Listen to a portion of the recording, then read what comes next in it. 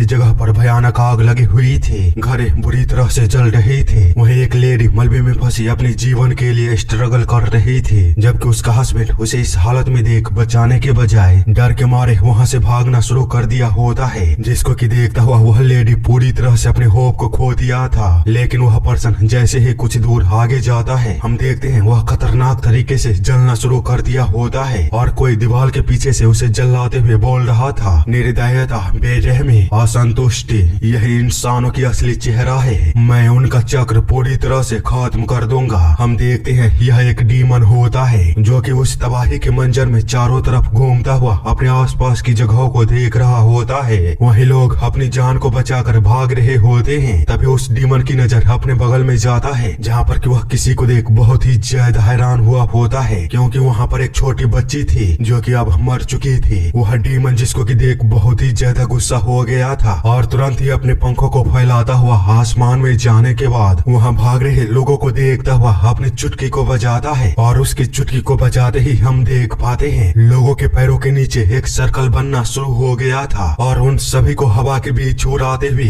एक पल के अंदर ही खतरनाक तरीके से जलाकर खत्म कर देता है। इसी के साथ सुबह होते होते वह पूरा गांव बिल्कुल ही समाप्त हो चुका था। एक भी इंसान जिंदा नहीं बचा था, पर फिर भी जो कुछ लोग भाग चुके थे उनका पीछा करते हुए वह डेविल एक जगह पर पहुंच चुका था, जहां पर कि एक पर्सन उससे बचने की कोशिश कर रहा होता है और अपनी जिंदगी के लिए गॉड से दुआ कर रहा था। शायद यही कारण था कि उस डेविल का नजर उस पर नहीं पड़ता है और वह उसे इग्नोर करके आगे चला जाता है, जिसको कि देखता हुआ यह पर्सन चैन की सांस लेता है। लेकिन भाई साहब वह असली डेविल है, उसकी नजरों से तो गॉड को भी बचना मुश्किल होता है। इस कारण से उस इंसान का तो बचना मुश्किल ही नहीं नामुमकिन था। वह डेविल उसे वहीं पर जलाकर खत्म कर देता है। पर तभी उस डेविल को किसी बच्चे की रोने की आवाज सुनाई देता है, जिसके चलते वह कुछ भी नहीं समझ पाया होता है आखिर इस वीरान जंगल में यह किसकी रोने की आवाज है। इतना सोचते हुए वह जब उस ओर जाता है तो एक लेडी अपने बच्चे को गोद में दबाए हुए जमीन पर पड़ी हुई थी। वह डेविल जो देखता हुआ उस लेडी को जब सीधा करता है, तब हम देख पाते हैं वह लेडी आधी जली होने के बावजूद भी अपने बच्चे को नहीं छोड़ी होती है। खुद मर जाने के बावजूद भी वह बच्ची बुरी तरह रो रही होती है। लेकिन जैसे ही वह डेविल को देखती है और बड़े ही गौर से उसे देखना शुरू कर देती है और पता नहीं उसे उस डेविल के चेहरे में क्या दिखाई देता है, जो वह उसे देखते ही हंसना शुरू कर दिया होता है। और जैसे ही उसे पकड़ने के लिए अपने हाथों को आगे करती है, वैसे ही हम देख पाते हैं उसकी हाथों से एक अनजान सी एनर्जी बाहर निकलना शुरू हो गया होता है। डेविल जिसको कि देखता हुआ कुछ समझ पाता उससे पहले ही हम देख पाते हैं वहाँ पर भयानक तरीके से खतरनाक एनर्जी बाहर की ओर निकलता है, जो कि उस पूरी जगह को अपने चपेट में ले लिया था। लेकिन सीन चेंज होता है और हम इस जगह के बारे में कुछ जान पाते हैं, जो कि कुछ इस तरह था। बहुत समय पहले जब यह क्षेत्र अभी भी अपनी प्रारंभिक अवस्था में था,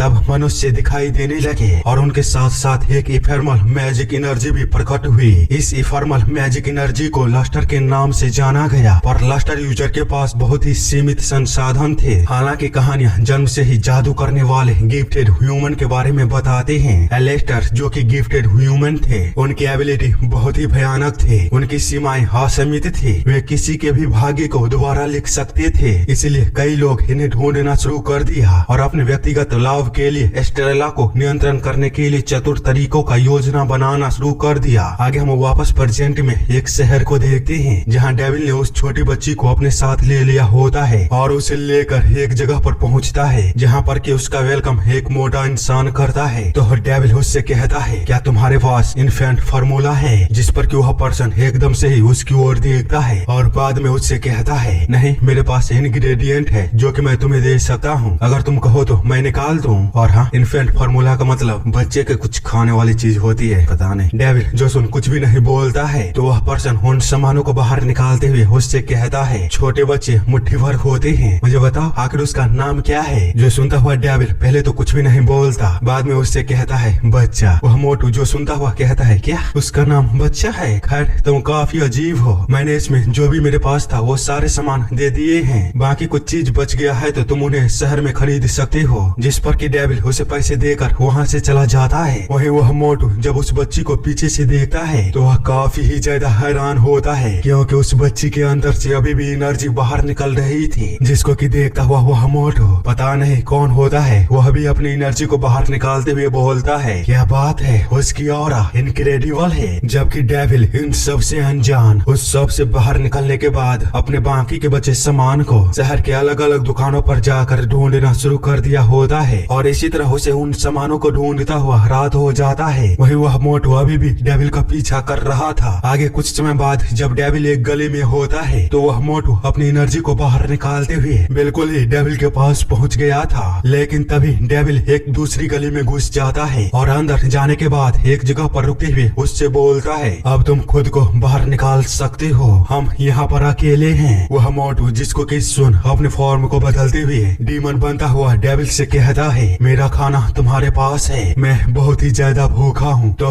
मुझे वो दे दो, मैं और इंतजार नहीं कर सकता। इतना बोलते हुए वह जैसे ही डेविल पर अटैक करने वाला होता है तभी डेविल उसकी ओर घूमता है, और जैसे ही उसकी ओर देखता है उसी समय उस डीमन को अपनी नानी याद आ जाती है, क्योंकि वह डेविल को देखते ही तुरंत ही पहचान जाता है, भाई साहब यह तो असली शैतान है। इस कारण से वह तुरंत ही उसके सामने अपने घुटनों पर आते हुए उससे कहता है, किंग लियोरियस, मैं आपसे अपनी जिंदगी की भीख मांग रहा हूँ, मुझे माफ कर दीजिए। उस बच्चे की चमक को देख मेरी भूख ने मुझे अंधा कर दिया था। जो सुनता हुआ डेविल पहले तो उसकी ओर बड़े ही सीरियस लुक के साथ देखता है, बाद में अपनी प्यारी से स्माइल को करता हुआ बोलता है, मर जाओ। वह डीमन जो सुन कुछ समझ पाता उससे पहले ही उसके नीचे एक सर्कल अपेयर होता है, और देखते ही देखते उसे पूरी तरह से हेलफायर में जलाना शुरू कर दिया होता है। पर चूंकि वह एक डीमन था इसीलिए वह बस चिल्ला रहा था और जलकर राख बनने में बहुत ही ज्यादा स्ट्रगल कर रहा था, जिसको कि देखता हुआ डेविल हंसते हुए कहता है, अरे यार अब मर भी जाओ। पर वह डीमन अभी भी अपनी जिंदगी के लिए भीख मांग रहा था, लेकिन डेविल उसे पूरी तरह से इग्नोर करता हुआ बस उसे मरने के लिए बोल रहा होता है। इसी तरह उसे कई बार बार जलाता है। इस कारण से वह डीमन अपनी भयानक जलन के साथ खतरनाक चीख को मारते हुए उससे माफी मांग रहा होता है, पर इसका कोई भी फायदा नहीं होता। कुछ समय बाद हम एक घर को देखते हैं जो कि जंगलों के बीचों बीच था, जहाँ डेविल एक बुक में देखते हुए बोल रहा होता है, जितने अमाउंट में मुझे लस्टर चाहिए उसे रिफाइन करने के लिए लगभग 250 साल लग जाएंगे। इतना सोचते हुए वह छोटी बच्ची के बारे में याद करते हुए कहता है, 15 साल, अरे यार यहाँ मैं 15 दिन हार्डली मैनेज किया है, पता नहीं इंसान इसे कैसे करते हैं। अगर मुझे आसपास के किसी भी डीमन को बिना पता चले उसे संभालना है तो सबसे पहले मुझे उसके ऑरा को छुपाना होगा। तभी उसे कुछ आवाजें सुनाई देता है, जिसके चलते वह बच्ची के पास जाते हुए कहता है या वो बोलने की कोशिश कर रही है। इसी के साथ वह जैसे ही उस बच्ची को देखता है तो वह बच्ची डाडा कुछ बोल रही होती है, जो सुनता हुआ डेविल को लगता है कि वह डैड बुलाने की कोशिश कर रही है, लेकिन तभी वह बच्ची उसकी सभी अरमानों पर पानी फेरते हुए बोलती है, डाई यानी कि मर जाओ, मतलब कि वह सेम चीज को रिपीट कर रही होती है जो कि डेविल ने उस मोटू डीमन को मारते हुए बोला था।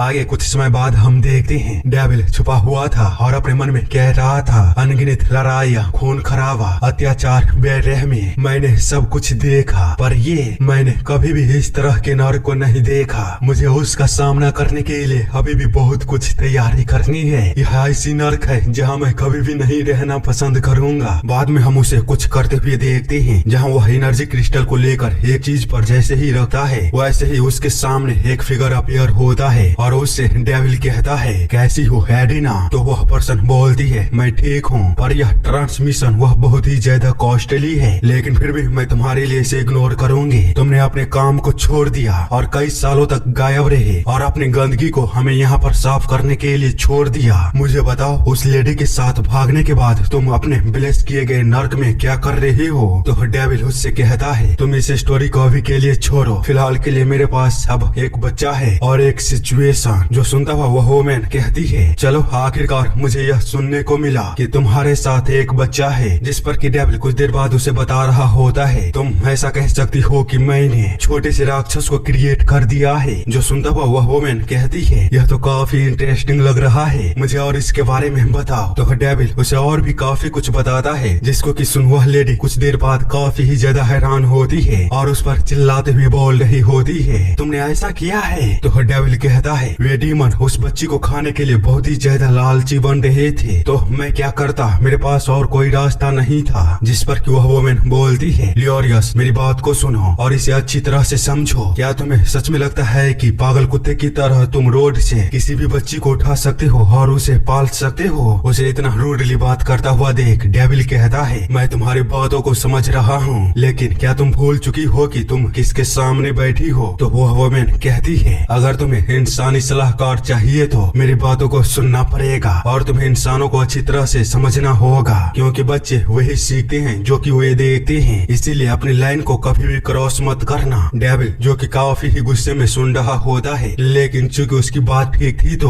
वह उससे कहता है, मैंने बहुत सी चीजें देखी है तो मुझे लगता है कि वह सरवाइव कर लेगी। जिस पर कि वह वुमेन बोलती है, अरे रे तुम मेरी बातों को नहीं समझ रहे हो, पर खैर मुझे बताओ वह बच्चा तुम्हें कहाँ पर मिला है? तो डेविल उसे बताता है, वेल जब मैं एक गाँव को पूरी तरह से जला दिया था तब मुझे वह बच्चा वहाँ पर मिला था। वह वुमेन और उसकी बिल्ली जो सुनते ही काफी ही ज्यादा हैरान हो चुकी होती है और उस पर चिल्लाते हुए बोलती है, क्या सच में तुमने ऐसा किया? एक पूरा का पूरा गाँव? तो डेविल उसे बताता है, अरे यार वे लोग बहुत ही ज्यादा घिनौने थे। जो सुनता हुआ वह बुढ़िया कहती है, नहीं नहीं बिल्कुल भी नहीं, तुम इतनी बड़ी संख्या में लोगों की हत्या और एक बच्चे को चुराने को सही नहीं ठहरा सकते। डेविल जिसको कि सुन अपनी प्यारे सी शक्ल को बनाते हुए बोलता है, हाँ बिल्कुल मैं इसे सही ठहरा सकता हूँ, अगर वे मर चुके हैं तो तुम इसे चोरी नहीं कह सकती। जिस पर कि वह लेडी बोलती है, हे भगवान तुम सच में एक डेविल हो। तो डेविल कहता है, पता नहीं तुम मुझे इस सिचुएशन के लिए दोषी क्यों ठहरा रही हो, मैं इसके बारे में जरा सा भी नहीं समझ पा रहा हूँ, क्योंकि मैं यहाँ तुमसे एक सॉल्यूशन की रिक्वेस्ट करने के लिए आया हूँ, ना कि तुम्हारे लेक्चर सुनने के लिए। तो वह लेडी अपने सर को पकड़ते हुए कहती है, चलो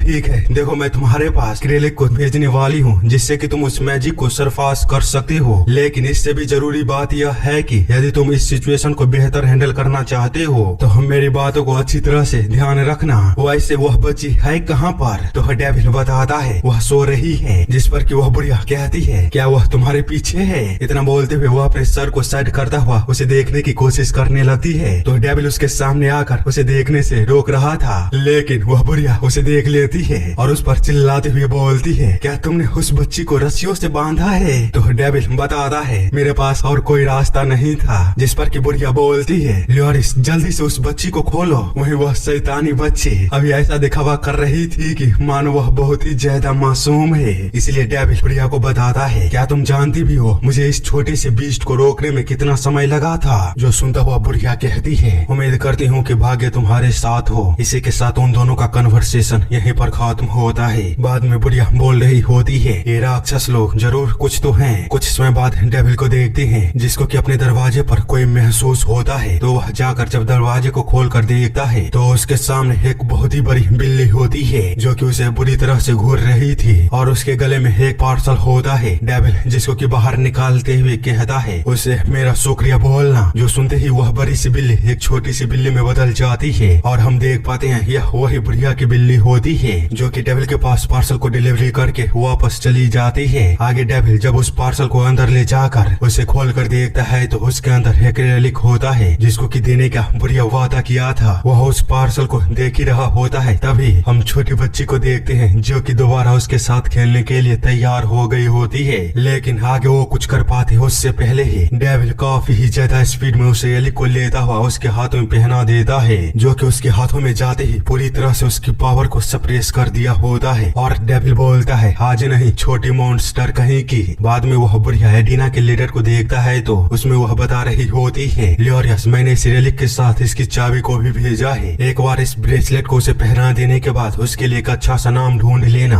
और याद रखना इस चाबी को हमेशा अपने पास रखना है। बाकी की जानकारी मैंने जो बुक भेजी है उसमें तुम्हें मिल जाएगी। हम देखते हैं वह बुक बच्चे को कैसे पालना है इसके बारे में होता है, जिसको कि देखता हुआ डेविल बोलता है, तो इसके अंदर इंसानों के सुझाए गए सलाह है। इसी के साथ वह मुस्कुराना शुरू कर देता है और अपने मन में कहता है, यह कितना हंसाने वाली चीज है। मैं इस रियलम के सबसे पावरफुल डीमन के द्वारा पाला गया हूँ जो कि किसी भी मॉर्टल टॉम के बियॉन्ड है। हालांकि शायद वह मेरा फादर नहीं था पर मेरी मदर, उसे तो यार सच में एक अच्छी मदर बिल्कुल भी नहीं कह सकते। वो ये सब सोचता हुआ डर ही रहा होता है। तभी उसे और भी डराते हुए पीछे से छोटी बच्ची कहती है, फादर क्या कर रहे हो? तो डेविल उसके पास आकर उसे देखते हुए अपने मन में कहता है, शायद अभी के लिए एडिना की सलाह इस छोटी सी बीस्ट को संभालने के लिए सबसे अच्छा होगा। वैसे भी एनिमा ग्रंथों के अनुसार इस बच्ची के द्वारा 15 साल तक स्टोर की गई मैजिक मेरे गोल को पूरा कर सकती है। तब तक के लिए मुझे मुझे खुद को संभाल कर इसके जानलेवा रूप को रोक कर रखना होगा, पर फिलहाल के लिए मुझे एक अच्छा नाम इसको दे देना चाहिए। क्या रखूं?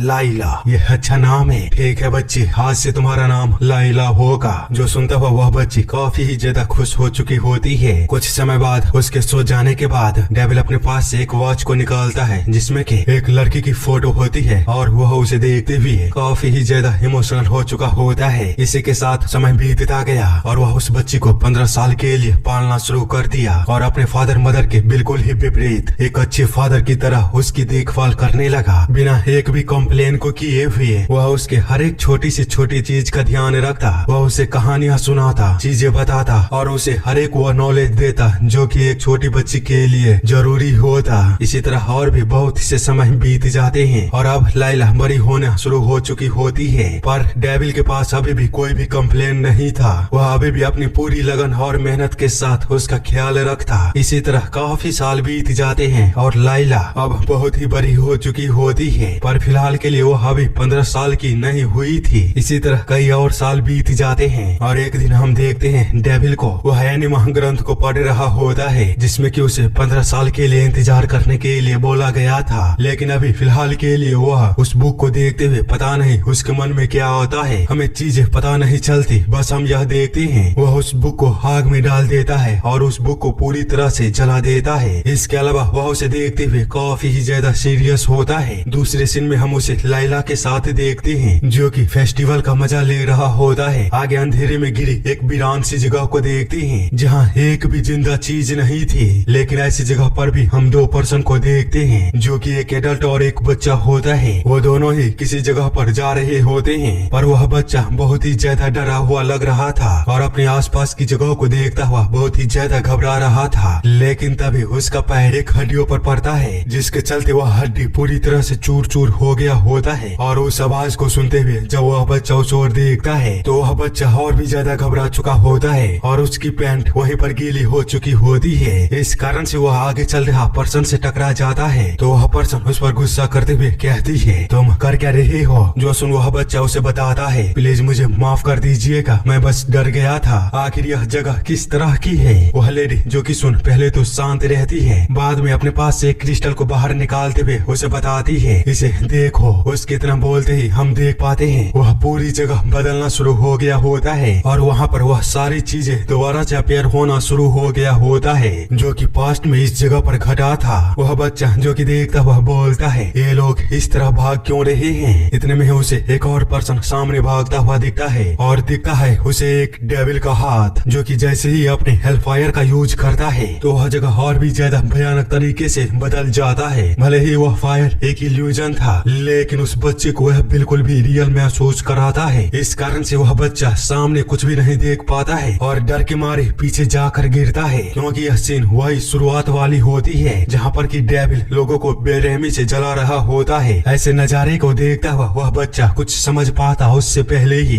उसके सामने एक पैर अपीयर होता है जिसको कि वह बच्चा देख ही रहा होता है। तभी वह फिगर पूरी तरह से सामने आ जाता है और हम देख पाते हैं यह कोई और नहीं डेविल था। इतने बड़े और भयानक डेविल को देख वह बच्चा इतना घबरा गया होता है कि रोना शुरू कर दिया होता है और उसे देखते हुए बोलता है, ये है कौन? वह लेडी जो कि सुन उसके बगल से जाता हुआ उस फिगर के पास पहुंचकर उस फिगर के साथ चिपकते हुए बोलती है, ये मेरी जान है, मेरा बुरा बच्चा। इसी के साथ सीन चेंज होता है और हम डेविल को देखते हैं जो कि लाइला के द्वारा बनाए गए नोट को पढ़ रहा होता है। यह मेरे डैड हैं। भले ही वह डरावना बनने की कोशिश करे पर फिर भी वह मुझे नहीं डरा पाते हैं। वो कहते हैं बुरे डीमन इंसानों को खाते हैं उनकी मैजिक के लिए, क्योंकि जो भी जिंदा चीज है वो मैजिक है और इंसानों के पास तो हद से ज्यादा मैजिक होता है। लेकिन मैं थोड़ा सा स्पेशल हूँ, मेरी पावर का कोई लिमिट नहीं है, मेरे पास हद से भी कहीं अधिक मैजिक है। पर डैड मुझे बंद करके रखते हैं मुझे प्रोटेक्ट करने के लिए। शायद मैं किसी दिन एक दोस्त को बना पाऊँ और एक पपी को अपने पास रख पाऊँ। डेविल ये सब पढ़ता हुआ काफी ही ज्यादा सीरियस होता है। वहीं लाइला को हम देखते हैं जो कि बहुत ही ज्यादा क्यूरियोसिटी के साथ अपनी 2 बड़ी बड़ी प्यारी सी आंखों से उसे देख रही होती है और उससे कहती है प्लीज। तो डेविल कहता है नहीं, बिल्कुल भी नहीं। आगे कुछ समय बाद हम उसे मैजिक पोर्शन को बनाते हुए देखते हैं जहाँ पर भी लाइला आते हुए उससे कहती है प्लीज। तो डेविल दोबारा से उसे मना कर देता है। इसी तरह लाइला उसे कई बार टोकता है और उसे मनाने की कोशिश करती है लेकिन डेविल वह हर एक बार उसे मना कर देता है। इस चीज से फ्रस्ट्रेट होकर लाइला वह काफी ज्यादा गुस्सा हो गई होती है। तो डेविल उसे बताता है पालतू जानवर वे खिलौने नहीं होते लाइला, जिस पर कि लाइला बताती है मैं उसका ख्याल रखूंगी, मैं उसे घुमाने ले जाऊंगी और उसे खाना भी खिलाऊंगी। इसी तरह वह उसे बहुत ही ज्यादा मनाने की कोशिश करती है, पर भाई साहब डेविल वह उसे फिर से मना कर देता है। तो लाइला उस पर गुस्सा करते हुए बोलती है आप सच में बहुत ही ज्यादा बोरिंग हो, साथ ही बहुत बड़े वाले खरोश भी हो। आखिर कौन ही होगा जो इतने बड़े जंगल के बीच अकेले रहता हो। पर इस चीज से भी जब डेविल पर कोई भी असर नहीं होता है तो वह रोना शुरू कर देती है। उसे इस तरह रोता हुआ देख डेविल ज्ञान देना शुरू कर देता है और उसे काफी कुछ बताता है, जिससे कि लैला और भी ज्यादा निराश होती है और अपनी आजादी की सारी होप को खो बैठती है। तो डेविल उसके सामने एक गमले को करता हुआ बोलता है लैला मेरी बात सुनो और इस गमले को पकड़ो। मैंने इस गमले में एक बीज को डाला है, अगर तुम इससे पौधे को उगाने में कामयाब रही और अगर उसमें फूल खिलते हैं तो मैं तुम्हें एक पालतू जानवर रखने का अनुमति दे दूंगा। जो सुन लैला वह बहुत ही ज्यादा खुश हो जाती है और उस गमले को देखते हुए कहती है आप चिंता मत कीजिए, मैं इसमें अब तक की सबसे बड़ी फूल को खिलाऊंगी। इतना बोलकर वह वहाँ से उस गमले को लेकर तुरंत ही भाग जाती है, जिसको कि पीछे से देखता हुआ डेविल वह स्माइल कर रहा था, क्योंकि उसने उस गमले में कोई भी बीज को डाला ही नहीं था। तो पौधा निकलना और फूल खिलने के बारे में तो भूल ही जाओ। और इसी चीज को सोचता हुआ वह एक डेविल स्माइल कर रहा था। वहीं हम बेचारी लैला को देखते हैं, जिसको कि डेविल की साजिश के बारे में तो कुछ पता ही नहीं था। वह मासूम बच्ची उम्मीद कर रही थी कि एक दिन तो इसके अंदर से पौधा निकलेगा और उसमें फूल खिलेंगे, इसीलिए वह उस गमले को बहुत ही अधिक अच्छी तरह से ख्याल रखती है और हर सुबह इंतजार करती है उसमें से पौधे को निकलने की, और यह जल्दी और अच्छी तरह से हो। इसीलिए वह उस गमले को हर रोज बाहर घुमाने ले जाती है, उसे गाना गा कर सुनाती है, यहाँ तक कि भगवान से प्रे भी करती है।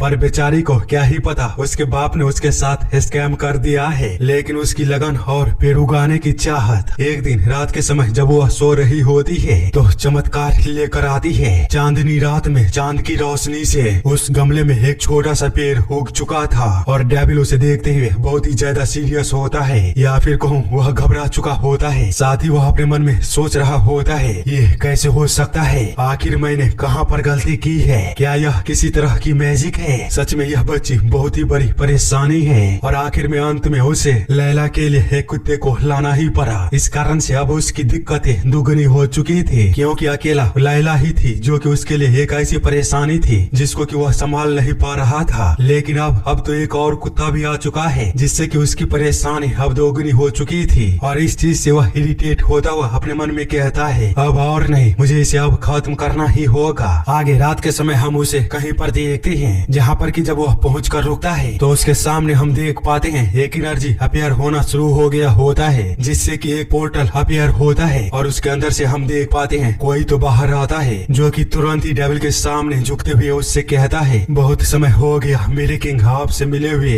यह जानकर मुझे बहुत खुशी हुई कि खुद डेविल को मेरी सहायता चाहिए। इस कारण से मैं इस ग्रेट मिशन के लिए बहुत ही अधिक जल्दबाजी में यहाँ पर भाग कर आया हूँ। बताइए टारगेट कौन है। जो सुन डेविल कहता है यह बहुत ही ज्यादा सीरियस मैटर है। तो वह बंदा बोलता है हाँ मैं सुन रहा हूँ मेरे किंग। डेविल बताता है यह कुछ ऐसा है जिसे मैं खुद नहीं कर सकता, मेरा दिल इसे करने के लिए कभी भी अलाउ नहीं करेगा, इसीलिए मैं चाहता हूँ कि तुम इसे मार डालो। इतना बोलते हुए वह उसे लैला का स्केच दिखाता है, जो कि बस एक बच्चों का कार्टून था। तो वह डीमन उस स्केच को थोड़ी देर के लिए बड़े ही गौर से देखने के बाद बोलता है तो टारगेट यह बच्ची है। डेविल जो सुन उस पर भड़कते हुए बोलता है बेवकूफ तुम ये क्या बोल रहे हो, मैं इस पौधे की बात कर रहा हूँ। जो सुनता हुआ उन दोनों के बीच एक बहुत ही बड़ी खामोशी सी छा गई होती है। बाद में कुछ समय बाद वह डीमन बोल रहा होता है क्या आपको लगा था कि वह इस काम में फेल हो जाएगी, लेकिन अब आपको ऐसा लगता है कि यह उसके जादू ने किया है। लेकिन मैं किंग अगर आपको उसको पेट दिलाना ही नहीं था तो आप उसे सिंपली मना भी तो कर सकते थे। तो डेविल कहता है बेवकूफ क्या तुमने कभी भी एक छोटी बच्ची को मना करने की कोशिश की है। वह डीमन जिस पर की बोलता है माय लॉर्ड मेरा मतलब वो नहीं था, मैं जानता हूँ मना करना आसान नहीं होगा,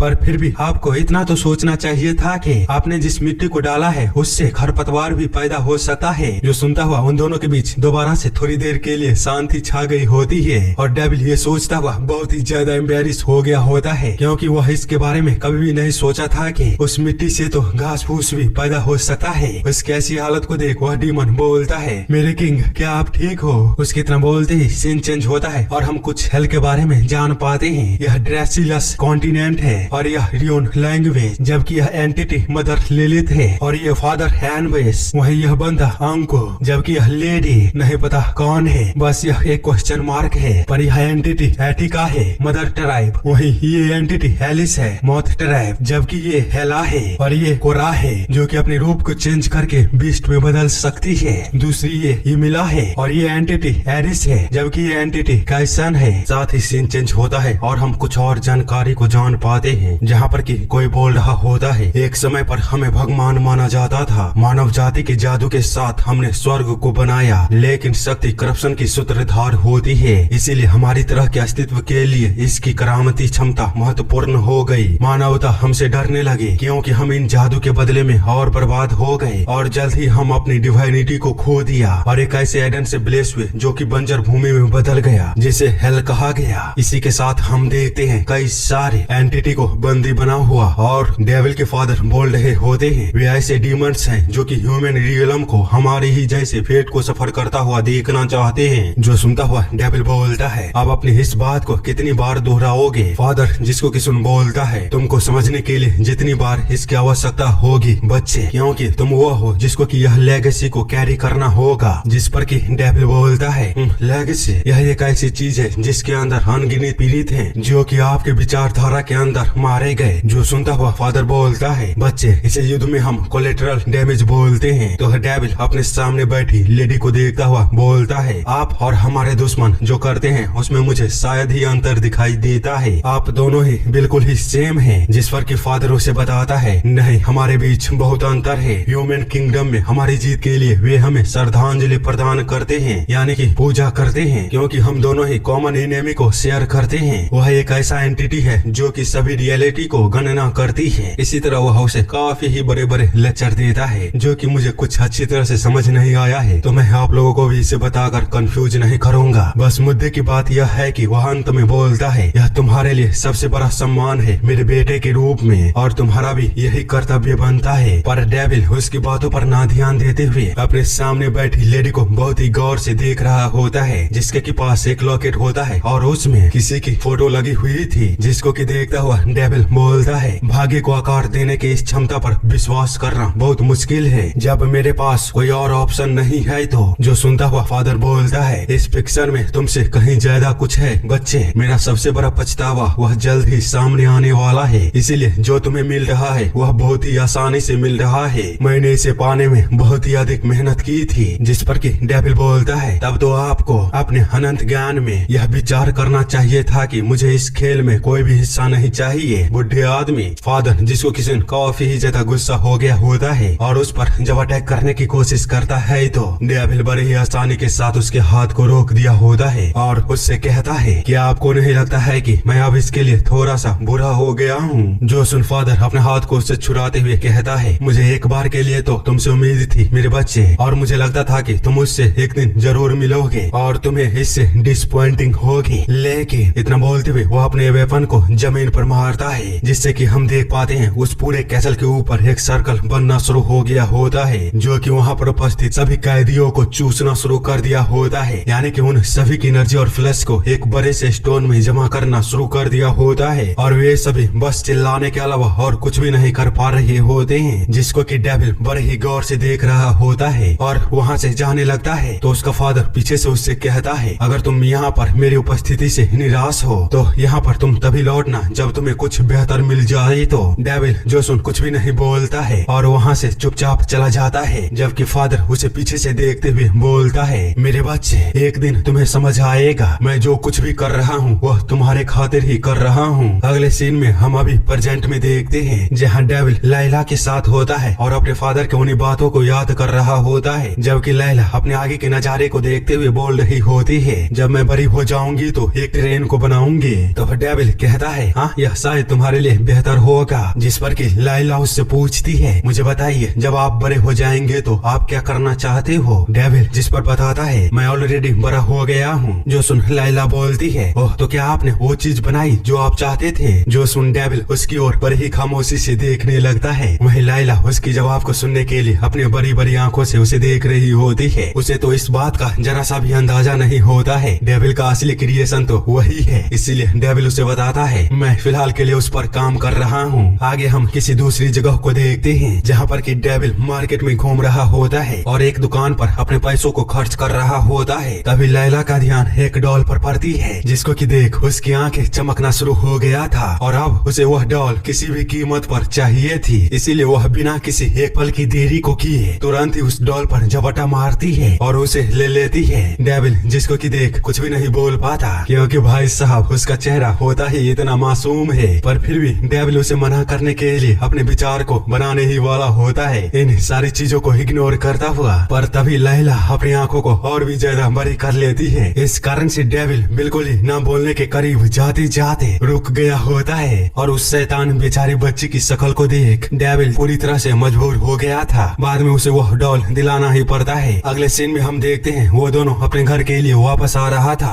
वहीं लैला अपने डॉल को पाकर बहुत ही ज्यादा खुश होती है और उसे लेकर खेल ही रही होती है। तभी उसका डॉल एकदम से ही टूट जाता है जिसको कि देख भाई साहब उसकी पूरी दुनिया ही पलट गई होती है और वह रोना शुरू करने ही वाली होती है। तभी डेविल गुस्से में अपने सर को पकड़ते हुए बोलता है ठीक है चलो इसे करते हैं, क्योंकि उसके पास कोई और दूसरा ऑप्शन नहीं था। उसे मार्केट में दोबारा उस दुकानदार के पास जाना पड़ता है जहाँ पर कि वह उसे उस डॉल को दिखाते हुए रिफंड मांगने की कोशिश कर रहा होता है, लेकिन वह दुकानदार बहुत ही चालू होता है। वह अपने बगल में इशारा करते हुए बोलता है यहाँ पर रिफंड नहीं होता है। जो सुन डेविल पहले तो स्माइल करता है पर दूसरे ही पल अपने डेविल अवतार में आते हुए उसके कॉलर को पकड़ लेता है और जैसे ही उसकी आंखों में देखता है तो उस बंदे को नर्क दिखना शुरू हो गया होता है और वह खुद को एक वर्ल्ड में पाता है जहाँ उसे कई सारे हाथ अपनी ओर खींच रहा होता है और उसे ऐसा महसूस हो रहा होता है मानो वह लाशों की ढेर में डूबता हुआ जा रहा था और उसके चारों तरफ केवल ब्लड ही ब्लड है। साथ ही उसे ऐसा लग रहा था मानो उसकी सारी फ्लश एनर्जी वह गल कर निकल रही है और उसके सामने जो सुप्रीम खड़ा है वह एक डेविल है। पर इसी के साथ सीन चेंज होता है और हम डेविल को दोबारा देखते हैं जो कि रिफंड लेने में कामयाब रहा था और अब उसके पास बहुत सारे डॉल थे। पर अगले सीन में हम उसे भागते हुए मार्केट में देखते हैं और वह बहुत ही ज्यादा डरा हुआ था। इसी के साथ वह एक जगह पर पहुंचता है जहां वह पहुंचते ही चिल्लाते हुए बोलता है डॉक्टर मेरा बच्चा मर रहा है। पर कुछ समय बाद हम देखते हैं वह फिलहाल के लिए शांत हो गया था और डॉक्टर लैला को चेक कर रहा था। पर इतनी देर बाद भी जब डॉक्टर कुछ भी नहीं बोलता है तो डेविल के सब्र का बांध टूट जाता है और वह उससे पूछता है आखिर उसे क्या तकलीफ है। तो डॉक्टर लैला को उसके पास लाते हुए बोलता है इसे केवल हल्का सा बुखार आया था। जो सुन डेविल बोलता है क्या बस बुखार। तो डॉक्टर बताता है यह ठंडी से होने वाली बीमारी है जो कि बहुत ही आसानी से इंसानों को पकड़ लेती है क्योंकि इंसान बहुत कमजोर होते हैं। लेकिन मैं माफी चाहूंगा पर क्या मैं तुमसे पूछ सकता हूँ उसे बुखार कैसे लगा था। जिस पर कि डेविल हिचकिचाते हुए बोलता है ज्यादा कुछ नहीं, मुझे लगता है कि शायद वह एक बच्चे के संपर्क में आ गई थी उसके साथ खेलते समय, पर मैं उन गंदे जानवरों के बारे में जानते हुए भी उसे उनके पास जाने दिया, यह गलती मेरी है। तो डॉक्टर उसे टोकते हुए बोलता है ठीक है आगे से ध्यान रखना बच्चों का इम्यून सिस्टम बहुत कमजोर होता है। जो सुन डेविल बोलता है आप चिंता मत कीजिए डॉक्टर, अब से मेरा एक और मिशन है, मैं इस बच्ची के इम्यून सिस्टम को पूरे रियलम में सबसे अधिक पावरफुल बना दूंगा, भले ही इसके लिए मुझे इसे पूरे टाइम कीचड़ में ही क्यों न रखना पड़े। डॉक्टर जिस पर कि कुछ भी नहीं बोल पाता है और उसे एक मेडिसिन को देते हुए बोलता है इसे समय पर खिलाते रहना।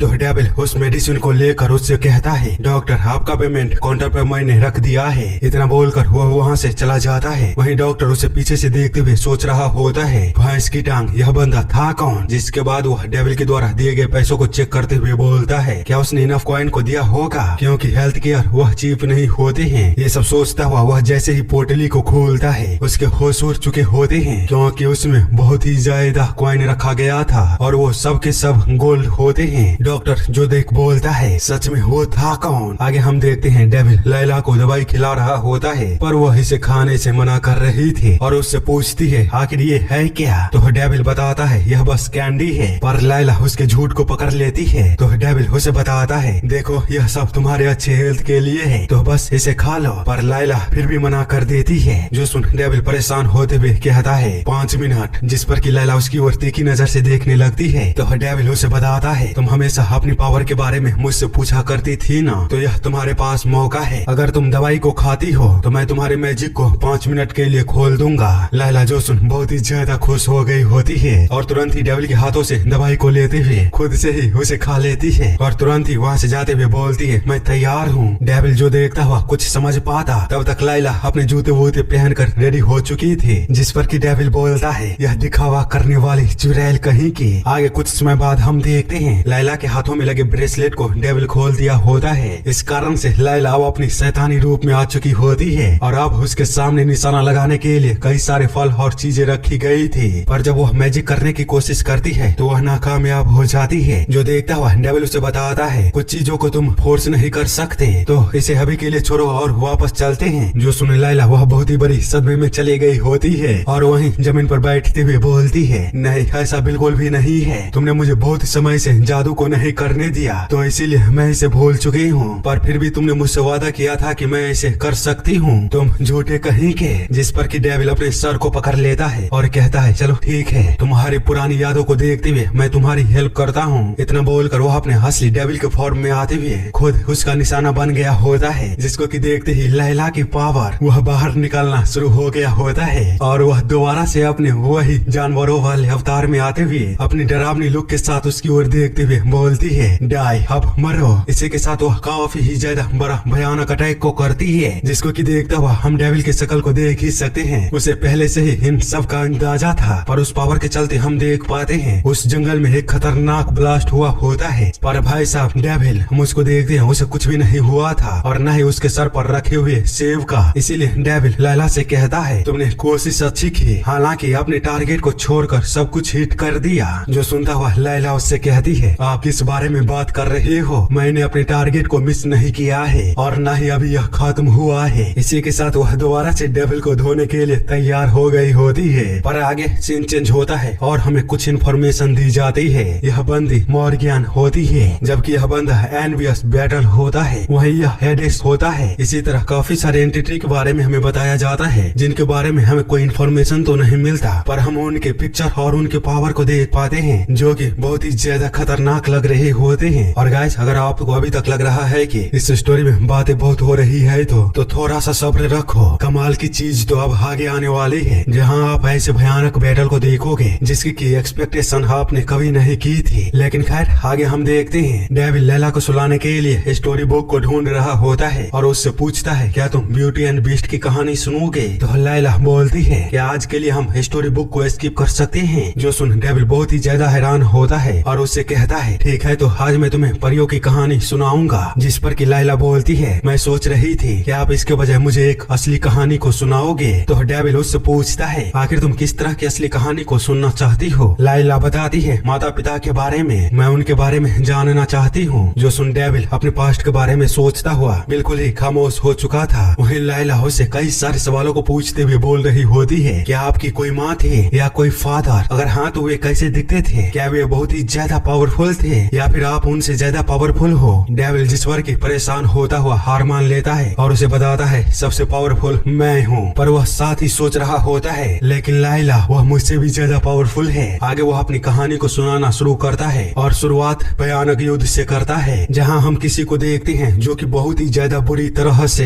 हेल के अजीब से बिस्टों को मार रहा होता है और खतरनाक तरीके से अपने पावरों को रिलीज कर रहा होता है बिना किसी पर थोड़ा सा भी दया को दिखाए हुए। लेकिन तभी उसके पीछे से हम किसी को आते हुए देखते हैं जो कि खतरनाक तरीके से उस पर अटैक करता है, पर वह बंदा हम देख पाते हैं बच चुका था। पर इस कारण से हम उसके शकल को देख पाते हैं जो कि कोई और नहीं छोटा डेविल होता है। वहीं उस बिस्ट को देखते हैं जो कि डेविल के अपने अटैक से बच जाने के बावजूद भी उसे पकड़ लिया था और उसे बिल्कुल ही खाने ही वाला होता है। इस कारण से डेविल बहुत ही ज्यादा घबरा चुका था। लेकिन तभी एक अटैक होता है और हम देख पाते हैं कोई बहुत ही ज्यादा स्पीड से उस बीस्ट को एक पल में ही खत्म करता हुआ आगे चला गया होता है और वह बीस्ट वहीं पर गुब्बारे की तरह फट चुका था, जिसके चलते डेविल बच चुका था। और जब अपने सामने देखता है तो उसके सामने खड़ा पर्सन कहता है कभी भी अपनी सावधानी को मत हटाना। इसी के साथ हम जान पाते हैं यह बंदा डेविल का फादर एनविस होता है, the guild Titan demon council का सीट नंबर 1 मेंबर। पर डेविल उसकी बातों को सुनता हुआ जरा सा भी उस पर ध्यान नहीं देता है और उसे पूरी तरह से इग्नोर कर देता है और उसके पीछे से अजीबोगरीब इशारे कर रहा होता है। तो फादर उससे कहता है मैं तुम्हें देख सकता हूँ बच्चे। जो सुनता हुआ डेविल उसे दोबारा से इग्नोर करने ही वाला होता है, तभी उसके होश उड़ चुके होते हैं और वह सामने देखता है जहाँ से कि एक बहुत ही बड़ा भयानक डरावनी बीस्ट उसके फादर पर अटैक कर दिया होता है। लेकिन फादर को इससे जरा सा भी फर्क नहीं पड़ता, वह बस अपने हाथों से ही उस बीस्ट के सर को पकड़ने के बाद खतरनाक तरीके से जमीन के अंदर गाड़ देता है और उसे वहीं पर पूरी तरह से खत्म कर दिया था। आगे कुछ समय बाद जब चीजें शांत हो जाती है तो वह अपने चेहरे को रिवील करता हुआ डेविल से कहता है, मैं तुम्हें देख रहा हूँ बच्चे, तुमने फिर से अपनी ट्रेनिंग को स्किप कर दिया। तो डेविल बताता है, नहीं बिल्कुल भी नहीं, आपको यह किसने बताया, मैं हर रोज प्रैक्टिस करता हूँ। जिस पर कि फादर बोलता है, ठीक है तो और भी ज्यादा हार्डर प्रैक्टिस करो। इतना बोलते हुए वह दोबारा जब आसमान की ओर देखता है तो फिर से वहाँ पर कई सारे पोर्टल बनना शुरू हो गया होता है और उसके अंदर से कई सारे और भी मॉन्स्टर और बीस्ट आना शुरू हो गया होता है, जिसको कि देखता हुआ डेविल बोलता है, ये तो फ्लायर्स हैं, आपको पता है ना मैं इनसे नहीं लड़ सकता, मेरे पंख अभी भी छोटे हैं। पर रुको, बाकी के लोग कहाँ पर हैं? क्या आपने फिर से मुझसे बैकअप के बारे में झूठ बोला है? जिस पर कि फादर कुछ भी नहीं बोलता है और बस अपने सामने किसी चीज का होने का इंतजार कर रहा था, क्योंकि हम देख पाते हैं कुछ ही समय बाद उन सभी मॉन्स्टरों को कोई मारना शुरू कर दिया होता है और देखते ही देखते कुछ ही समय में आधे से ज्यादा मॉन्स्टरों को जलाकर राख कर दिया होता है। बाद में उस फायर से एक एंटिटी अपेयर होते हुए बोलती है, बच्चे चिल्लाना बंद करो, मदर यहाँ पर आ चुकी है। हम देख पाते हैं यह लिलिथ थी, फॉलन स्टार डीमन काउंसिल की सेकंड सीट मेंबर। उसे इस तरह देख डेविल बोलता है, हमेशा की तरह लेट से। वही दूसरी तरफ मदर अपनी सेना को ऑर्डर देते हुए बोलती है, गर्ल्स आगे बढ़ो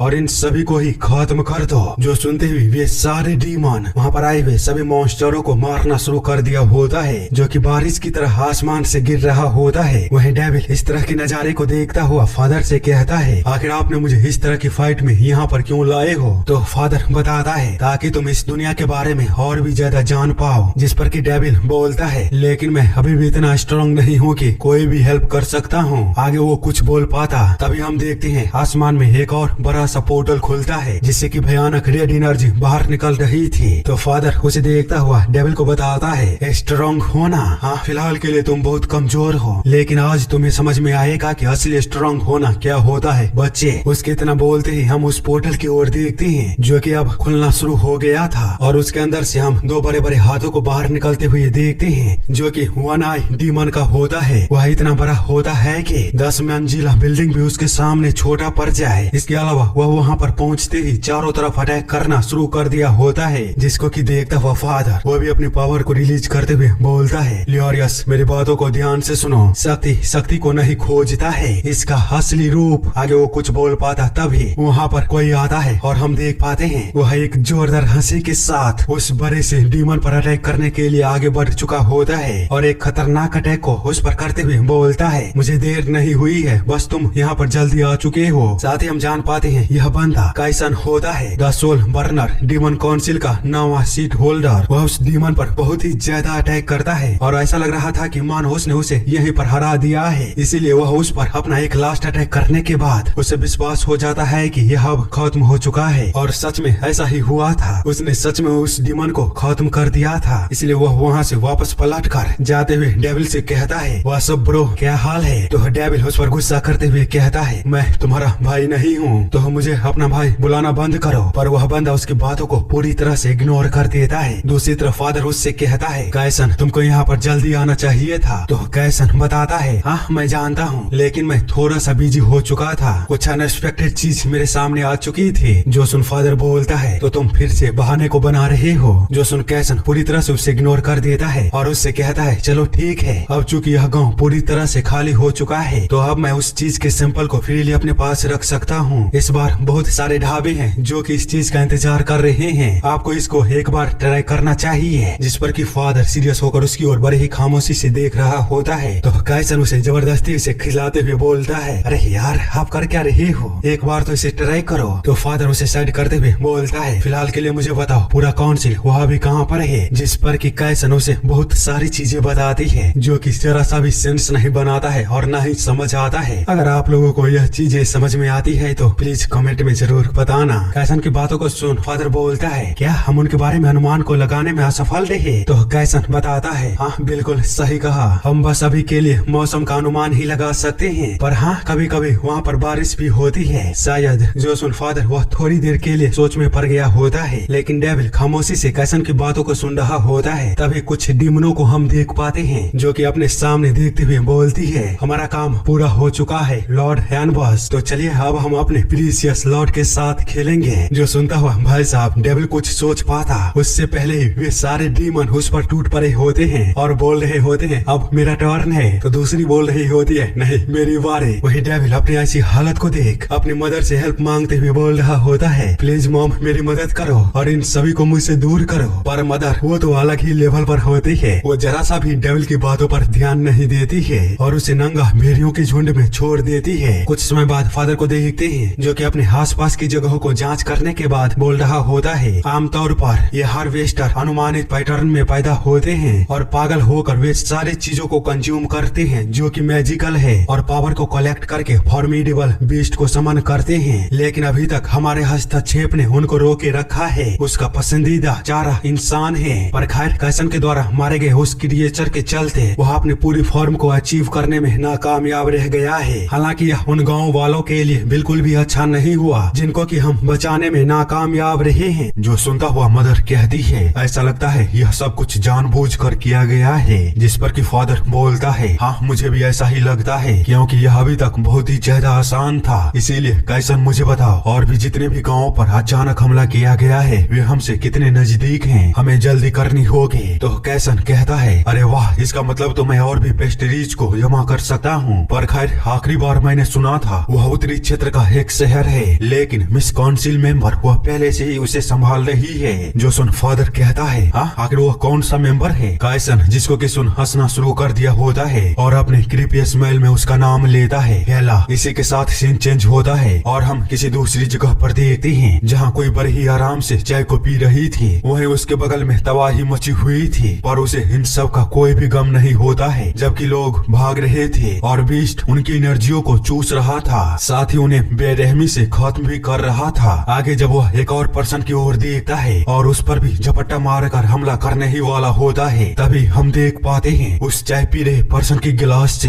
एक एनर्जी बाहर की ओर निकलती है और वह सीधे उस बीस्ट को जाकर हिट करती है। इस कारण से वह बीस्ट वहीं पर रुक चुका था और उसकी एनर्जी रेड से बदलकर ब्लू होना शुरू हो गया था। वहीं उसके पीछे बैठी लेडी बोलती है चलो अब ड्रामा करना बंद भी करो। इसी के साथ हम जान पाते हैं यह पर्सन डॉटर ऑफ डेथ हेला होती है, डीमन काउंसिल की 8th मेंबर। इतने में ही हम वहाँ पर देखते हैं एक सर्कल अपीयर होता है और वहाँ से फादर बाहर निकलकर उसके सामने अपीयर होता है। साथ ही उसके साथ अपीयर होता है बाकी के लोग भी, जिसको कि देखता हुआ हेला बोलती है तुमको यहाँ पर दौड़ के आने के लिए इतनी एनर्जी को बर्बाद नहीं करना चाहिए था क्योंकि यहाँ पर सारी चीजें मेरे कंट्रोल में है। जो सुन जब फादर अपने आसपास देखता है तो वहाँ के सारे मॉन्स्टर और बीस्ट वह कन्वर्ट होके हेला के सर्वेंट में बदल गया होता है। पर लोग अभी भी बहुत ही ज्यादा डरे हुए थे। तो फादर बोलता है पर मुझे ऐसा क्यों नहीं लगता है। जिस पर कि हेला उसे बताती है यह शायद मुश्किल से ही मेरी गलती है कि उन मूर्खों ने बाकी के लोगों को यहाँ से खाली नहीं किया था। स्पॉन के इतने करीब आ जाने के बावजूद भी वो ये सब बोल ही रही होती है। तभी हम कैसन को देखते हैं जो कि उन बिस्टों को देख बहुत ही ज्यादा एक्साइटेड हो गया होता है और चिल्लाते हुए उन्हें मारने के लिए आगे भाग जाता है। जिसको कि देखता हुआ ये लोग बिल्कुल ही खामोश हो चुके थे। लेकिन तभी हेला की नजर डेविल पर पड़ती है जो कि बहुत ही ज्यादा बोर हो रहा होता है। इसीलिए हेला फादर से कहती है तुमको हर जगह अपने इस छोटे से कीड़े को साथ ले जाना आवश्यक नहीं है। तो फादर उसे बताता है उसे एक्सपीरियंस की अभी बहुत आवश्यकता है। जो सुन हेला कहती है नहीं फिलहाल के लिए तो उसे बस एक बेबी सीटर की जरूरत है। फादर जिसको कि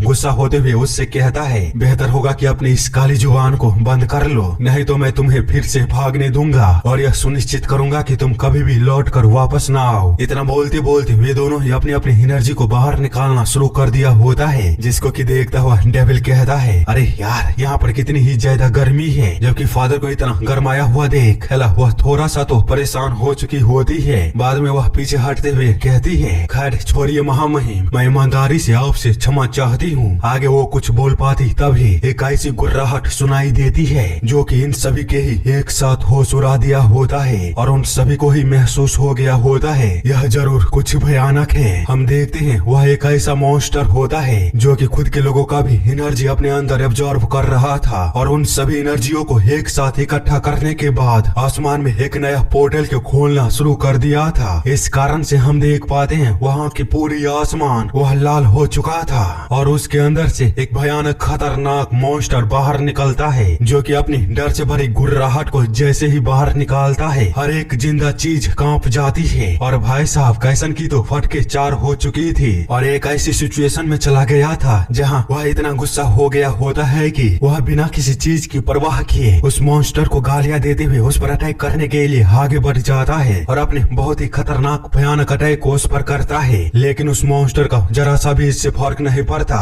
वह बस अपने हाथों को हिलाता है और हम देख पाते हैं इतने मात्र से ही कैसन हवा के बीच लाइट के स्पीड से दूर जाकर गिरता है और एक ही हिट के साथ उसकी हालत अधमरी हो चुकी होती है। वहीं हम उस मॉन्स्टर को देखते हैं जो कि एक और अपनी डर से भरी गुर्राहट को बाहर निकालते हुए बाकी के लोगों की ओर देखना शुरू कर दिया होता है। इस कारण से डेविल कहता है वह बहुत ही ज्यादा पावरफुल है। तो फादर वह थोड़ी देर शांत रहने के बाद अपनी एनर्जी को बाहर निकालते हुए उसे बताता है, मेरे बच्चे, पावरफुल वो नहीं होता है जिनके पास शक्ति है, बल्कि असली पावरफुल वो होता है जो कि लोगों की शक्ति बने, ना कि मूर्खतापूर्ण से ऐसी पावर के लिए तरसे जो कि इमेजिनरी है। इतना बोलते बोलते वह भी अपने असली फॉर्म में आ जाता है और उसका साइज भी अब उस मॉन्स्टर के बराबर होता है। इसी के साथ हम देख पाते हैं ये दोनों ही आमने सामने होते हैं और एक दूसरे की ओर देखते हुए गुस्से में गुर्रा रहे होते हैं। साथ ही बिना एक पल की देरी किए एक दूसरे पर टूट पड़ते हैं। हम देख पाते हैं उनकी लड़ाई बहुत ही भयानक होती है। इसी के साथ जब फादर उस मॉन्स्टर पर अटैक करने की कोशिश करता है तो वह मॉन्स्टर बड़ी आसानी के साथ उसके हाथों को पकड़ लिया था और जब वह उल्टा फादर पर अटैक करने की कोशिश करता है तो फादर उससे बचते हुए वह मॉन्स्टर कुछ सोच पाता उससे पहले ही खतरनाक हिट को उसे देता है, जिसके चलते वह मॉन्स्टर जोरदार चीख को मारता है। पर तभी फादर एक और अपना भयानक अटैक उस पर करता है, जिसके चलते हम देख पाते हैं उस मॉन्स्टर की हालत अधमरी हो चुकी थी और वह काफी ही ज्यादा दूर जाकर गिरता है। इसी के साथ उस पूरी जगह पर धुआं धुआं हो गया था, लेकिन वह मॉन्स्टर थोड़ी ही देर में खुद को दोबारा रिकवर कर लेता है और तुरंत ही अपनी एक गुर्राहट को मारते हुए अपने मुंह में एक एनर्जी को इकट्ठा कर देना शुरू कर दिया होता है। लेकिन इससे पहले कि वो इसे रिलीज कर पाता, फादर फिर से उसकी ओर भागना शुरू कर दिया होता है और उसकी उस एनर्जी बीइंग से बचता हुआ उसके पास तक पहुंच चुका था, जो कि इतनी भयानक होता है कि एक पूरे बड़े से माउंटेन को फाड़ दिया होता है। बहुत ही ज्यादा असंभव ब्लास्ट हुआ था, लेकिन फादर चूंकि उसके अटैक को अवॉइड कर दिया था तो वह उसके सर से निकले हुए पूंछ को पकड़ता है और उसे जोरदार तरीके से घुमाता हुआ आसमान में फेंक दिया होता है। बाद में हम उसे देखते हैं वह भी उस मॉन्स्टर की तरह अपनी एनर्जी को मुंह में इकट्ठा करना शुरू कर दिया होता है, जिसके चलते हम देख पाते हैं वो पूरी जगह लाइट से भर चुका था और सामने कुछ भी नहीं देखा जा सकता था। वहीं फादर अपनी एनर्जी को इकट्ठा करने के बाद सीधे उस मॉन्स्टर की ओर रिलीज कर दिया होता है, जो कि जैसे ही उस मॉन्स्टर को हिट करता है हम देख पाते हैं वह मॉन्स्टर उसी समय वाइप आउट हो जाता है, यानी कि जलकर धूल में मिल चुका था। साथ ही हम देख पाते हैं उस जगह पर इतना भयानक ब्लास्ट हुआ था कि डेविल भी घबरा चुका था और अपने फादर की ओर देखते हुए सोचता है, मेरे डैड कभी कभी ऐसा महसूस कराते हैं जैसे मानो वो कुछ तो हैं और यह चीज मुझे माननी ही होगी क्योंकि वह थोड़े से कूल तो हैं। वहीं प्रेजेंट में हम देखते हैं डेविल की कहानी को सुनते सुनते लाइला अब सो चुकी होती है, पर जब डेविल सोने जाता है तो वह अपने सपने में खुद को कहीं पर पाता है और उसके सामने कोई तो होता है। साथ ही हम जान पाते हैं यह आपके सबसे कमजोर पलों का इंतजार करता है, आपके यादों के साथ स्ट्राइक करने के लिए। आप जितना इसे भूलने की कोशिश करते हैं वो उतना ही आपको पकड़ कर रखता है और आपको दुख पहुंचाता है। हम देखते हैं डेविल अपनी यादों में किसी को तो बचाने की कोशिश कर रहा था जो कि उसके लिए हद से भी ज्यादा मायने रखती थी, लेकिन तभी एक आवाज आती है, जागो जागो जागो। मैंने कहा जागो। इस कारण से एकदम से ही उसकी आंखें खुलती है और हम देख पाते हैं सुबह हो चुकी थी। वहीं लाइला उससे लंच के लिए बोल रही थी, इसीलिए डेविल थोड़े समय बाद वह लैला के लिए नाश्ते को बनाता हुआ सोच रहा होता है। लैला की उम्र अभी 5 साल से थोड़ा सा ज्यादा हो चुका है जब से वह मेरी लाइफ में आई है। मैं ये तो नहीं कह सकता कि इंसानी बच्चे का परवरिश करना ऐसा कुछ था जिसे कि मैंने उम्मीद की थी, लेकिन तब भी वह जितना मुझे कभी कभी परेशान करती है उसे उतना ही बड़े होते हुए देखना बहुत ही जादुई लगता है। ये सब सोचता हुआ वह बहुत खुश होता है। साथ ही अब उसने लंच को बना लिया था, साथ ही वह उसे थोड़ा सा प्रोफेशनल दिखाने के लिए उस खाने के ऊपर बेरी जैसा कुछ डाल दिया था, जिसको कि लैला बड़े ही गौर से देखने के बाद डेविल से कहती है, भैंस की टांग, अब ये क्या है? तो डेविल बताता है, खाना। और क्या हो सकता है? जो सुन लैला बिल्कुल ही खामोश हो चुकी होती है। बाद में उससे कहती है, मुझे भूख नहीं लगी है। डेविल जिसको कि सुन बहुत ही ज्यादा फ्रस्ट्रेट हो चुका था और उसकी ओर देखते हुए बोलता है,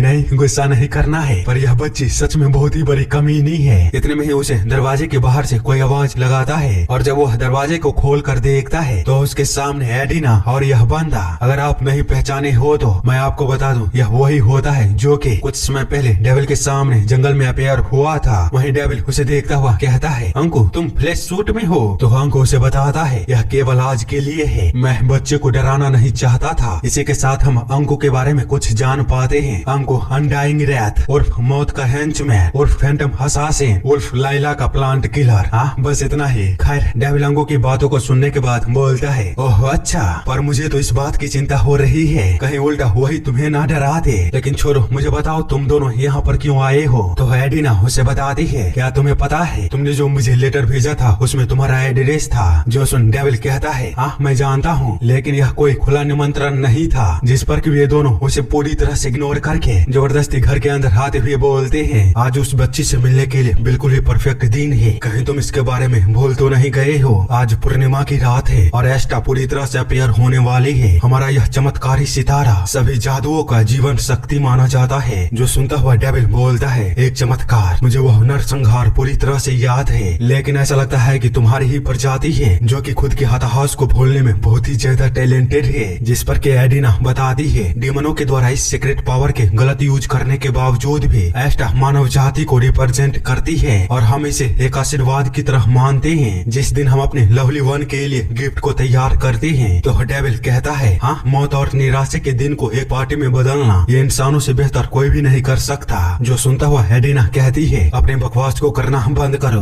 हम यहाँ पर अपने स्वीटी के लिए गिफ्ट को लेकर आए हैं। जो सुनता हुआ एलिना वह बहुत ही ज्यादा खुश हो गई होती है, पर तुरंत ही वह शांत भी हो गई होती है और मन में सवाल लिए पूछती है, आखिर यह बर्थडे होता क्या है। जो सुन एडिना वो भी कुछ नहीं बोल पाती और तुरंत ही डेविल पर गुस्सा करते हुए उसे टोकने की कोशिश करती है। तो डेविल उसे बताता है, अरे यार मेरी बातों को समझो, मेरे पास उसके जन्म के बारे में कोई भी इंफॉर्मेशन नहीं था और इसके अलावा आगे वो कुछ बोल पाता तभी उसकी नजर एलेना के हाथों में गिफ्ट पर जाती है, जिसको देख वह बहुत ही ज्यादा घबरा चुका होता है और चिल्लाते हुए कहता है, भैंस की टांग ये है क्या। तो अंको उसे बताता है, यह एक बॉल सॉन्ग है, उसके छोटे हाथों में यह बिल्कुल ही फिट होगा। जिस पर कि डेविल और भी ज्यादा गुस्सा होते हुए कहता है, लैला चलो वो मुझे दे दो और तुम दोनों। तो एडिना उससे कहती है, एक पल के लिए तो शर्म करो, आखिर कौन ही वह डीमन होगा जो अपने बच्चे का जन्मदिन भी नहीं मनाता होगा। तभी अंको उसके पास आकर उसे धीरे से कहता है, क्या वह मेरे गिफ्ट से खुश नहीं है। जिस पर कि वह ना ध्यान देते हुए डेविल से कहती है, तुम कम से कम उस बच्ची को एक दिन के लिए तो छुट्टी दे ही सकते हो।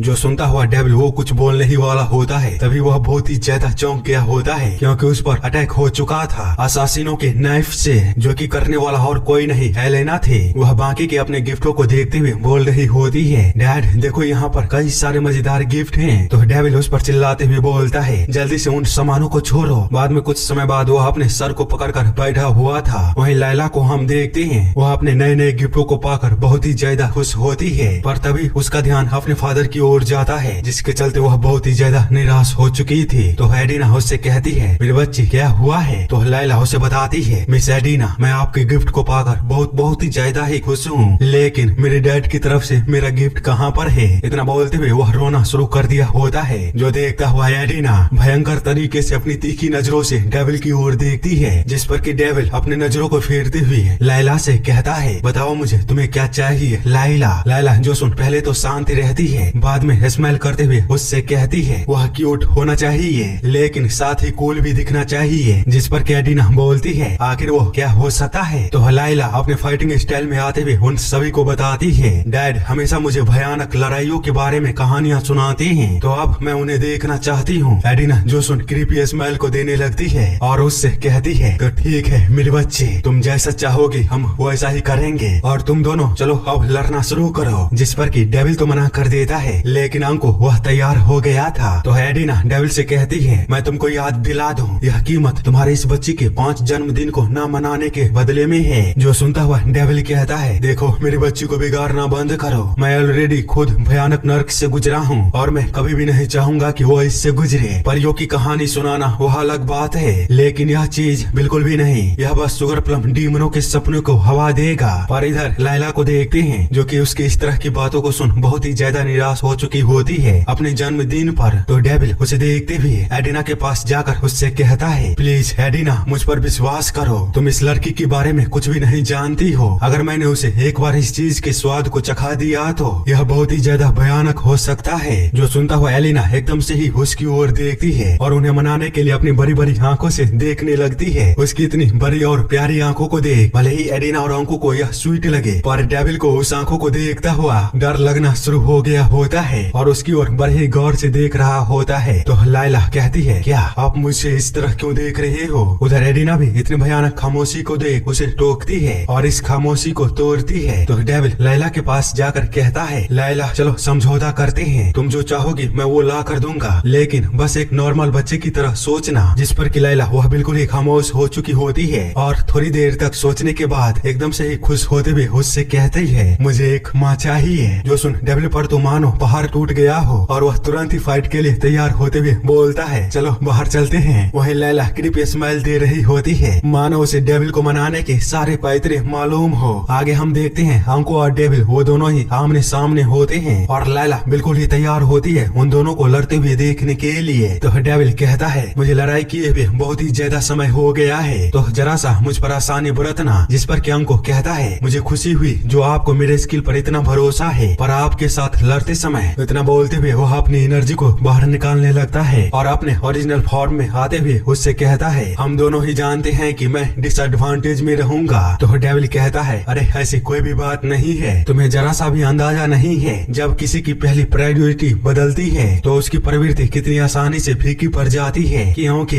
दरअसल इन दिनों मुझे अपना स्वभाव भेड़ियों की तुलना में कुत्तों का अधिक महसूस होने लगा है। जो सुनता हुआ अंकु कहता है, क्या डेविल एक बच्चे के द्वारा पालतू बना लिया गया है? तब तो मुझे कहना होगा। इतना बोलते हुए वह तुरंत ही अपनी पावर को समन करता है और अपने दोनों वेपनों को बाहर निकालते हुए डेविल को बताता है, आप भले ही जो कुछ भी कहो पर वह सच में है बहुत क्यूट। तो डेविल भी अपनी पावर को निकालते हुए बोलता है, हाँ तुमने सही कहा, मैं भी ऐसा ही महसूस करता हूँ, इसलिए चलो मैं इस अवसर पर कुछ एक्स्ट्रा यूज करूंगा। इसी के साथ हम देख पाते हैं उसने भी अपने वेपन को बाहर निकाल लिया था और वो भी अपने डेविल के फॉर्म में आ चुका था और पूरी तरह से सीरियस हो चुका होता है फाइट करने के लिए। अपने डैड के इतने कूल लुक को देख लाइला वह बहुत ही ज्यादा एक्साइटेड हो गई होती है। वहीं अंकु डेविल के वेपन को देखता हुआ बोलता है, चॉइस बराबरी और ऑनरेबल है, तो क्या अब हम शुरू करें? जो सुनता हुआ डेविल एक लंबी सांसों को लेता है और उसे छोड़ने के बाद वो दोनों ही अब रेडी थे। इसी के साथ वे एक दूसरे से जैसे ही टकराने वाले होते हैं वैसे ही सीन चेंज होता है और हम किसी दूसरी जगह को पास्ट में देखते हैं जहाँ कोई बोल रहा होता है, आखिर क्या हुआ सन के, क्या तुमको अपना नया नाम पसंद नहीं आया है? मुझे लगा था तुम अटेंशन को पसंद करते हो। इतना बोलते हुए वे सभी एक बच्चे को परेशान कर रहे होते हैं। वहीं वह बच्चा खुद का बचाव करते हुए बोल रहा होता है, मैंने तुम्हें ऑलरेडी बताया है मेरा नाम एलेक्सा है। जिस पर कि उसके सामने खड़ा बच्चा उसे पत्थरों से मारता हुआ कहता है, पता है अजीब होना तुमको खास नहीं बनाता, लेकिन चिंता मत करो, हमने एक ऐसी दवा का आविष्कार किया है जो सच में काम करती है और यह तुम्हारे जैसे अजीबो गरीबों को अच्छी तरह से इलाज करता है, जिसका की नाम रॉक थेरेपी है। इतना बोलते हुए वे सभी उसे पत्थरों से मारना शुरू कर दिया होता है। लेकिन तभी हम देखते हैं वहाँ से एक दूसरा बच्चा गुजरता है जो कि उस बच्चे को परेशान होता हुआ बड़ी ही खामोशी से देख रहा था। वही वह बच्चा उन लोगों से कहता है, ठीक है तुम्हें जो बुलाना है वो बुलाओ, मुझे फर्क नहीं पड़ता तुम लोग क्या सोचते हो, क्योंकि तुम लोग बस एक भौंकने वाले कुत्ते से बिल्कुल भी अलग नहीं हो। जिस पर उसके सामने खड़ा बच्चा और भी ज्यादा गुस्सा हो चुका होता है और तुरंत ही उसके बैग को उससे छीन लेता है। जो देख वह बच्चा रोते हुए कहता है, नहीं रुक जाओ, वह मेरा सामान है। पर दूसरा बच्चा उस पर जरा सा भी ध्यान नहीं देता है और उसके बैग को दूर फेंक देता है, यानी कि उसे वह खाई के नीचे गिरा दिया था। जिसको कि दूर से देख रहा बच्चा वह तुरंत ही उस बैग के पीछे भागता है और उसे पकड़ने के लिए खाई के नीचे कूद गया था। ये बोली करने वाले बच्चे जिसको कि देख बहुत ही ज्यादा डर चुके होते हैं। वहीं हम कूदे हुए बच्चे को देखते हैं जो कि छोटा अंकु होता है, अभी बहुत ही ज्यादा बुरी हो चुकी थी। दूसरी तरफ बुली करने वाले बच्चे आपस में बात कर रहे होते हैं, बाइस की टांग आखिर वह इस तरह नीचे कैसे कूद सकता है? वो तो शुक्र है कि वह बच चुका है, लेकिन उसका खून बह रहा है, क्या हमें उसके पास जाना चाहिए? वे सारे इसी तरह बातें करते हुए कंफ्यूज होते हैं। वहीं हम इस येलो बालों वाले बच्चे को देखते हैं जो कि अंकु को देखता हुआ तुरंत ही उसके पास भागता है और उसके पास पहुंचकर अपने सामान को बाहर निकालते हुए किसी चीज की तैयारी करने लगता है और वह बहुत ही ज्यादा परेशान होता है। तभी अंकु उससे कहता है, क्या तुम्हारा सामान ठीक है? जिस पर कि वह येलो बालों वाला बच्चा कहता है, मेरा सामान तो ठीक है, लेकिन तुम बहुत ही ज्यादा बेवकूफ हो एरिन। तो अंकु उसे बताता है, हाँ शायद ऐसा ही है, लेकिन फिर भी मैं उन जलन से भरे हुए बच्चों की तरह नहीं बन सकता। जो सुन येलो बाल बोलता है, क्या जलन? तो अंकु बताता है, हाँ बिल्कुल, पर खैर हमेशा बड़े लोग हमसे पूछा करते हैं कि हम बड़े होकर क्या बनना चाहते हैं, लेकिन तुम हम में से केवल एक ही हो जो इसका उत्तर नहीं दे सकते, क्योंकि तुमने इसे पहले से ही वास्तविकता में बदल दिया है। है, जिस पर कि येलो बॉल बोलता है क्या सच में? तो अंकु बताता है हाँ यह लाजवाब है। येलो बॉल जोसुन बोलता है अगर तुमने मेरा एक और बार मजाक उड़ाया तो मैं दोबारा तुम्हें चट्टान से नीचे धकेल दूंगी। जिस पर कि अंकु उससे कहता है देखो मेरा मतलब ये नहीं था, मुझे लगता है कुछ लोग जन्म से ही स्पेशल टैलेंट को लेकर पैदा होते हैं और जैसे जैसे वे बड़े होते हैं तो उनके नेचुरल टैलेंट के लिए एक्सीलेंट रिवॉर्ड को दिया जाता है, लेकिन तुमको इन सारी चीजों का कोई भी परवाह नहीं है। तुम बस वह काम करना चाहती हो जो सबसे ज्यादा मदद करती है, चाहे फिर वह कितना ही कठिन क्यों ना हो। इसीलिए मुझे लगता है तुम बहुत ही ज्यादा कूल हो एलेक्सा, मैं हमेशा इसके लिए तुम्हें चीयर अप करूंगा। जो सुनता हुआ एलेक्सा उसकी ओर बड़े ही गौर से देखने के बाद कुछ भी नहीं बोल पाती है। बाद में मेडिसिन को लगाते हुए बोलती है बिल्कुल भी हिलना मत। इसी के साथ हम देख पाते हैं उस मेडिसिन को लगने के तुरंत बाद ही अंकु का जख्म वो हील होना शुरू हो गया होता है और देखते ही देखते पूरी तरह से हील हो चुका था, पर एक निशान वह रह चुका था जो कि फिलहाल के लिए प्रेजेंट में अभी भी अंकु के चेहरे पर है। लेकिन फिलहाल के लिए अभी उसके इस स्कार को देखते हुए एलेक्सा कहती है तुम्हारे चेहरे पर तो एक स्कार छूट चुका है। जो सुन अंकु उसके कंधों पर अपने हाथों को रखते हुए उसे चिंता न करने के लिए इशारा करते हुए बोलता है कोई बात नहीं, क्या लड़कियों को बैटल के निशान वाले लड़के पसंद नहीं होते हैं। उसके इतना बोलते ही हम वापस प्रेजेंट में देखते हैं जहाँ अंकु और डेविल दोनों ही एक दूसरे पर बहुत ही ज्यादा भयानक अटैकों को कर रहा होता है। और हाँ गाइस बीच बीच में अंकु के कुछ पास्ट के सीन दिखाई देंगे तो जरा सा भी कंफ्यूज मत होना। खैर आगे हम देखते हैं अंकु बिल्कुल ही डेविल के पीछे पहुंच गया होता है और वह एकदम से ही डेविल पर अटैक कर दिया था, जिससे कि डेविल भी थोड़ी देर के लिए परेशान था। लेकिन अंकु जैसे ही अपने स्माइल को करता हुआ उस पर अटैक करता है तो डेविल बड़ी ही मुश्किल के साथ उसके अटैकों को रोका होता है, पर उसके शरीर पर बहुत ही ज्यादा चोट लग चुका था। वहीं पास्ट में हम देखते हैं एलेक्सा को दोबारा परेशान किया गया होता है और अंकु उसका ख्याल रख रहा था, जबकि प्रेजेंट में डेविल के उस चोट के बाद वह थोड़ा सा गुस्सा हो गया होता है और अंकु को दूर करने के लिए एक अटैक को करता है, जिससे कि अंकु भले ही थोड़ी समय के लिए उससे दूर हो गया था लेकिन फिर से वह दोबारा रेडी हो चुका होता है अपने दूसरे अटैक ब्लूम को करने के लिए। दूसरी तरफ पास्ट में हम देखते हैं एलेक्सा और अंकु दोनों ही साथ होते हैं। इधर प्रेजेंट में अंकु अपने ब्लूम अटैक के साथ बहुत ही ज्यादा भयानक अटैक को डेविल पर किया था और इस चीज को देखता हुआ वह खुश हो ही रहा होता है। तभी उसे अपने सामने कुछ दिखाई देता है जिसके चलते वह हैरान हो चुका था, क्योंकि डेविल को उस अटैक के बाद भी कुछ भी नहीं हुआ था और वह सीधे उस पर अटैक करने के लिए आगे बढ़ चुका था। वहीं पास्ट में हम देखते हैं अंकु और एलेक्सा को साथ आए काफी समय बीत गया होता है, जबकि इस तरफ पास्ट में डेविल अपने खतरनाक अटैक को अंकु पर कर दिया था पर अंकु इससे बच चुका था, जिसको कि देखता हुआ डेविल दोबारा गुस्से में उस पर अटैक करने के लिए आगे जाता है। इधर पास्ट में हम देखते हैं शायद एलेक्सा और अंकु दोनों ही शादी कर लिया था और वे अपने नए घर को लेकर बहुत ही ज्यादा खुश थे।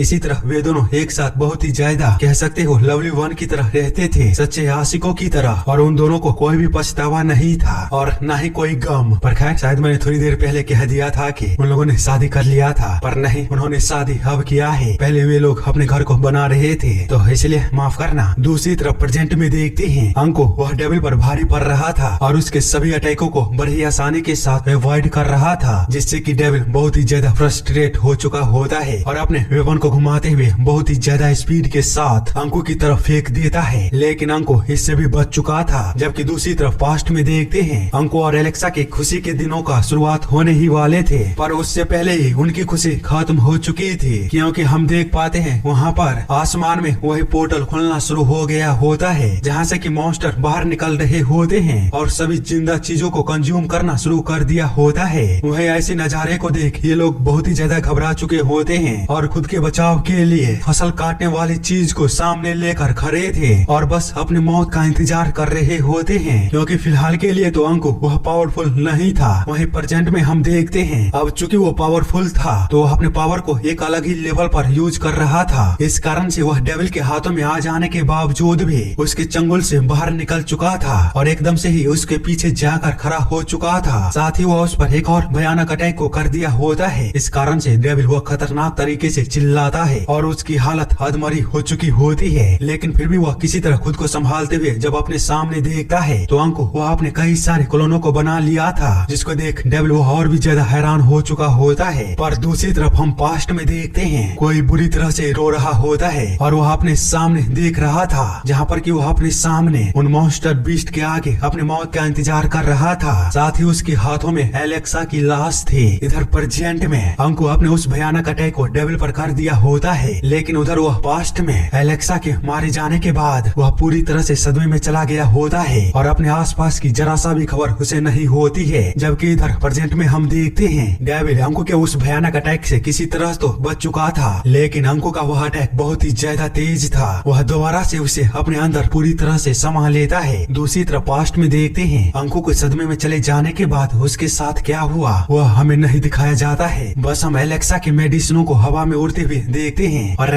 उसने अपनी इंसानी लाइफ को सेक्रीफाइस कर दिया मौत का सर्वेंट बनने के लिए।